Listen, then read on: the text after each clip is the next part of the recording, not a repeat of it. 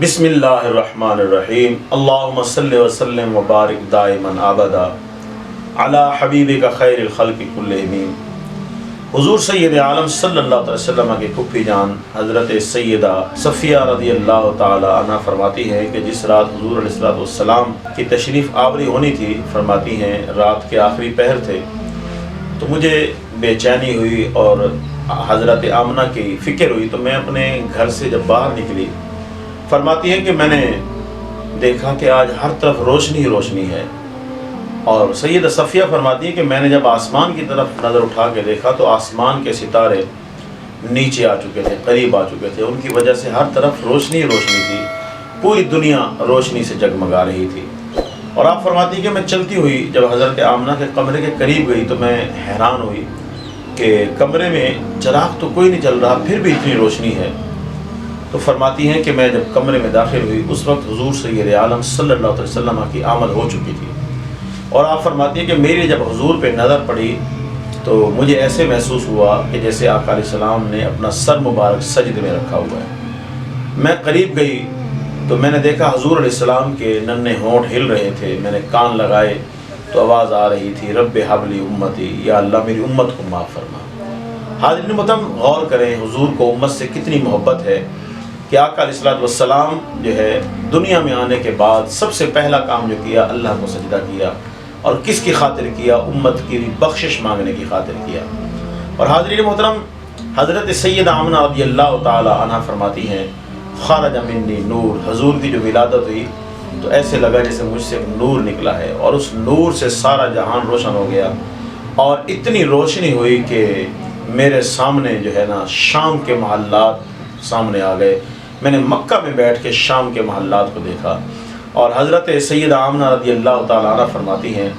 کہ میں نے دیکھا کہ ایک جھنڈا مشرق میں لگا ہوا ہے، ایک جھنڈا مغرب میں لگا ہوا ہے، ایک جھنڈا کعبے کی چھت پہ لگا ہوا ہے۔ حدیث میں آتا ہے، شیخ عبدالحق محدث دہلوی رحمۃ اللہ علیہ نے بھی اس کو نقل فرمایا ہے کہ جب حضور سید عالم صلی اللہ علیہ وسلم کی ولادت ہوئی، اللہ رب العالمین نے جبریل امین کو حکم دیا کہ جنت سے 3 جھنڈے لے جاؤ، ایک جھنڈا مشرق میں لگاؤ، ایک مغرب میں لگاؤ، اور ایک کعبے کی چھت پہ لگاؤ۔ اور سیدہ آمنہ بھی فرماتی ہے کہ میں نے ان جھنڈوں کو دیکھا تھا۔ تو دیکھیں حاضرین محترم، کتنی عجیب بات ہے کہ اللہ پاک نے اپنے محبوب کے آنے کی خوشی میں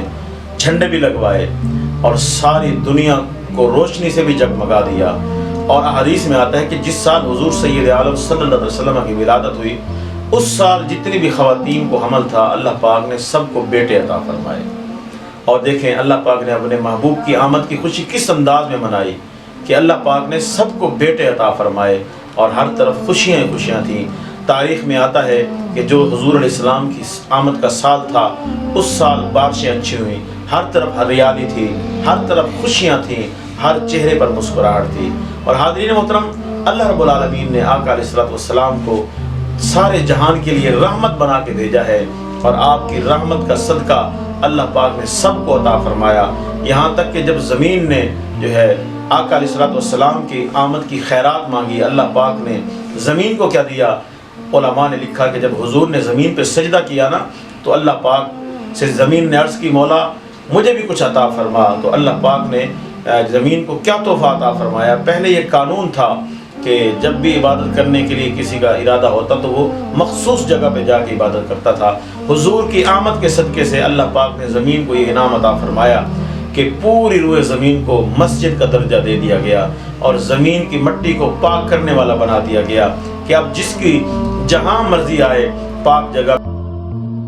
پہ جہاں بھی چاہے وہ نماز پڑھ سکتا ہے، اور اگر وضو کے لیے پانی میسر نہ ہو یا کوئی اور مجبوری ہو تو وہ تیمم کر سکتا ہے زمین کی مٹی کے ساتھ۔ تو اندازہ لگائیں حضور علیہ السلام کی آمد کے صدقے سے اللہ پاک نے ساری کائنات میں خوشیاں بھی بانٹیں، اللہ پاک نے ساری کائنات میں رحمتیں بھی بانٹیں اور برکتیں بھی بانٹیں۔ حاضرین محترم، حضور سید عالم صلی اللہ علیہ وسلم کی جو آمد ہے وہ عام لوگوں کے مطابق نہیں ہے، عام بچوں کے مطابق نہیں ہے۔ حضرت سید آمنہ رضی اللہ تعالی عنہ فرماتی ہیں کہ آقا علیہ السلام جب دنیا میں تشریف لائے، آپ فرماتی ہیں کہ حضور علیہ السلام بالکل نظیف تھے، یعنی پاک اور صاف ستھرے تھے، آپ پر کوئی گندگی نہیں تھی، آپ کے سر میں ایسے لگتا تھا جیسے کنگھا کیا گیا ہو۔ اور آقا علیہ السلام کے دادا جان حضرت سیدنا عبد المطلب فرماتے ہیں کہ میں رات کے اس حصے میں جو ہے نا کعبہ شریف کا طواف کر رہا تھا اور میں نے دیکھا کہ کعبہ جھکتا ہے پھر سیدھا ہو جاتا ہے۔